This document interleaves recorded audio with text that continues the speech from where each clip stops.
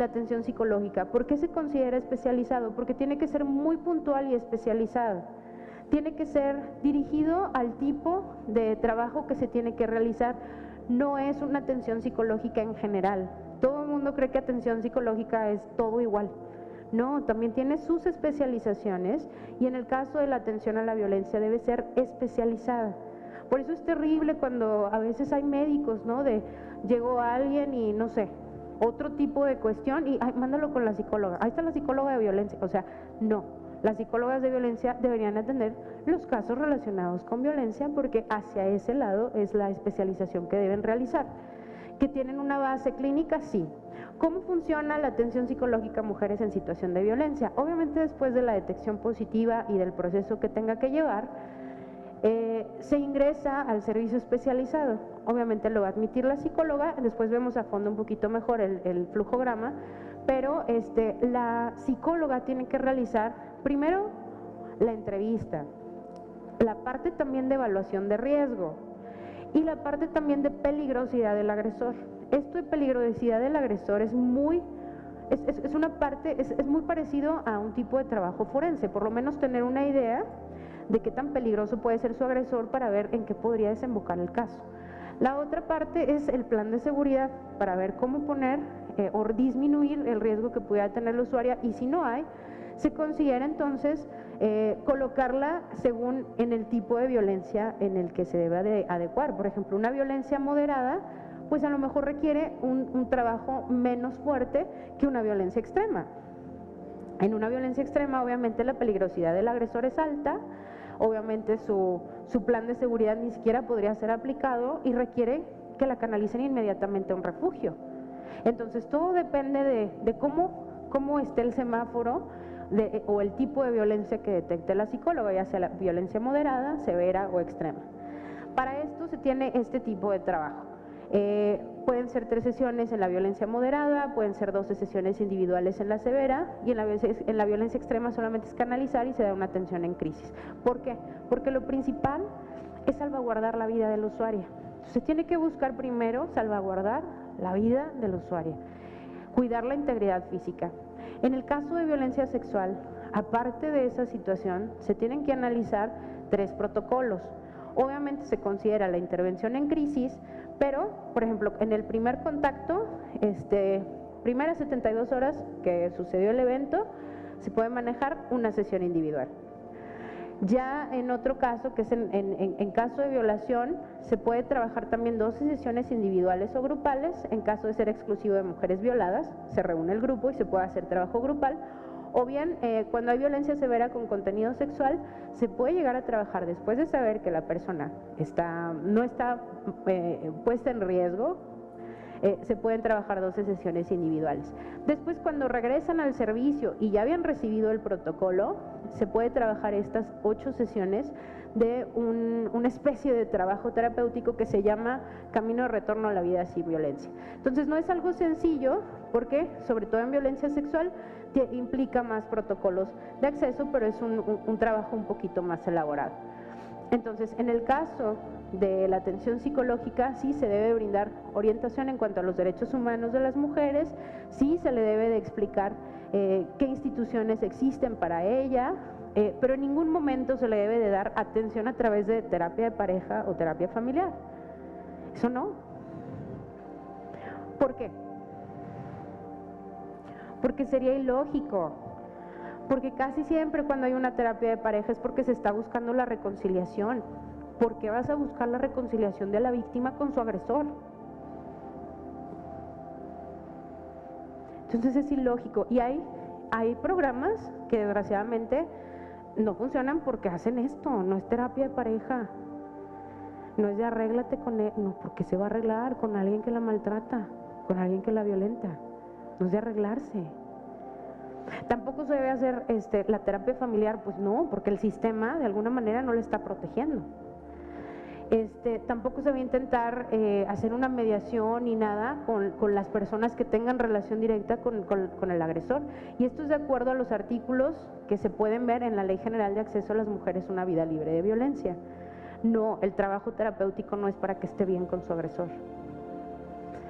Tampoco se pueden tratar problemas que tienen que ver con la psicopatología, que tienen que ver con lo sindromático, como la depresión, las neurosis, la psicosis, los trastornos de personalidad, a pesar de que todas las personas que trabajan en estos ámbitos son psicólogos clínicos, esto no se debe de trabajar, sino que se deben de referir a otro nivel resolutivo de atención.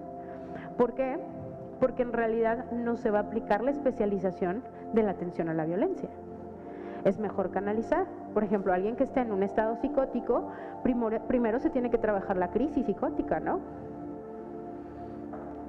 Es como aquellas personas que creen que pueden ir a terapia, pero están alcoholizadas. ¿De qué le va a servir estar yendo a terapia si está alcoholizado o drogado, no? No sirve. No se les puede dar un proceso de atención. También para detectar la violencia se requiere detectar desde tres perspectivas. La primera es que la violencia que padecemos nosotros mismos y nosotras mismas como víctimas, ¿se acuerdan? El ejercicio que hicimos, ustedes pueden ser víctimas, pero también pueden ser victimarios.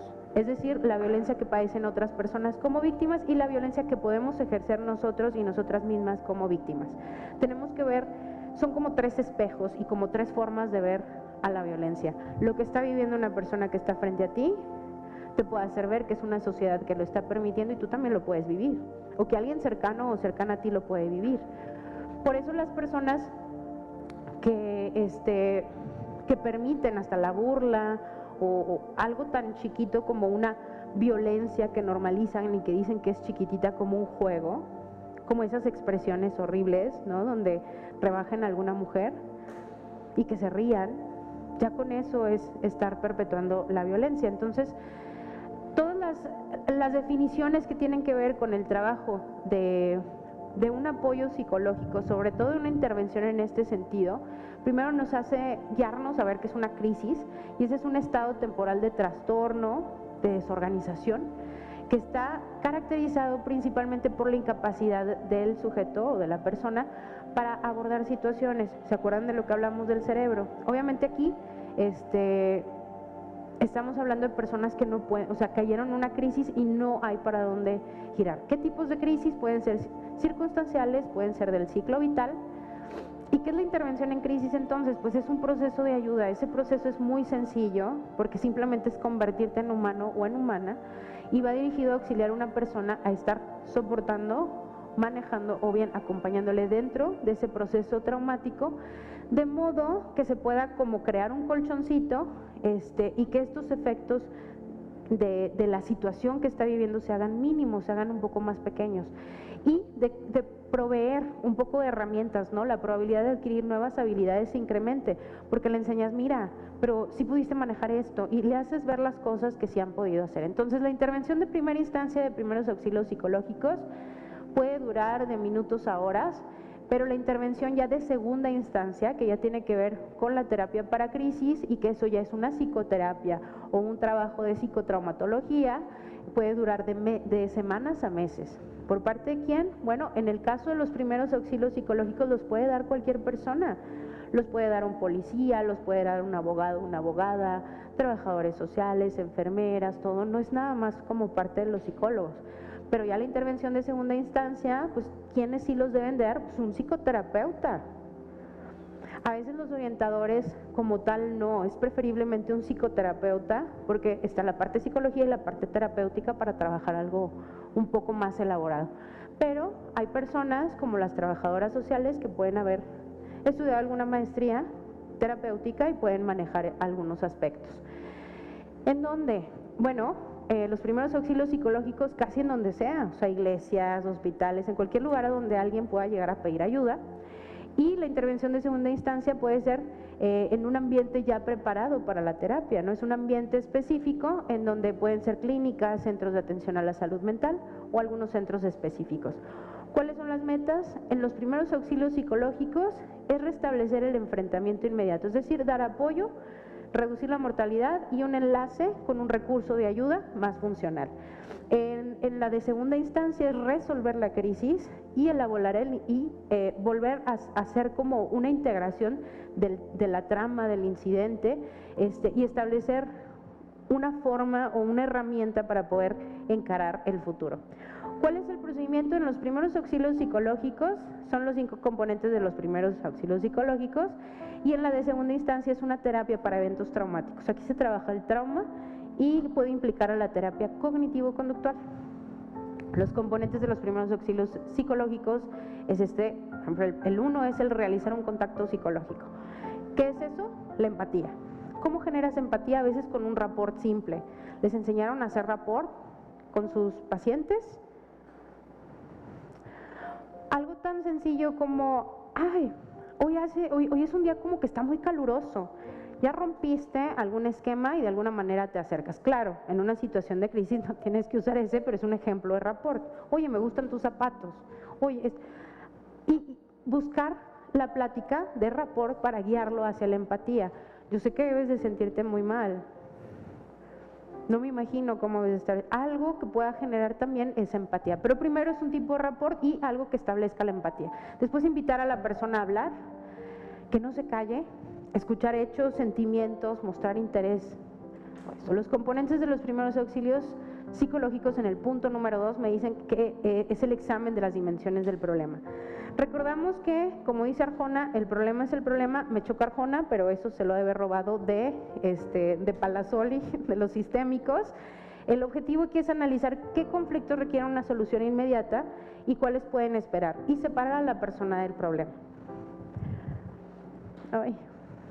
Y el punto 3, que es el análisis de las posibles soluciones, se analiza primero, ¿qué has hecho? ¿Te ha funcionado o no? Si no te funciona, hay que cambiarlo, y si sí te funciona, hay que mantenerlo. Entonces se analiza qué he intentado, qué puedo hacer y proponer soluciones.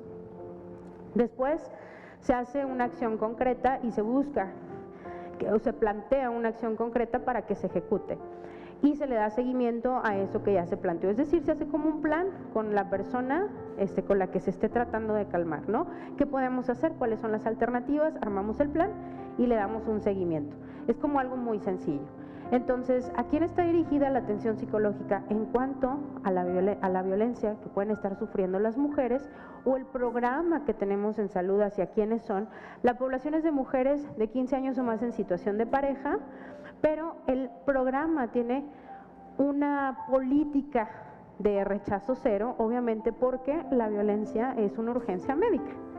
Entonces, en la cuestión psicológica se le puede dar atención en crisis, pero recordemos, si no tenemos espacios adecuados, por ejemplo, un niño o una niña, a lo mejor no tiene aquí un consultorio de una psicóloga que pueda estar enfocada en lo infantil, no hay juguetes, no nada, o sea, hay que ver hacia qué gremio. Y si no se canaliza, pero todas nuestras psicólogas sí pueden dar primeros auxilios psicológicos o alguna atención en crisis en lo que se canaliza al usuario o a la usuaria. La atención a menores de 15 años sí se atienden, pero se atienden en caso de estar embarazadas o viviendo en unión de pareja. En todo caso, si se envía a la psicóloga de los servicios especializados, le puede dar lo mismo, o sea, la atención en crisis y después canalizar a una dependencia adecuada.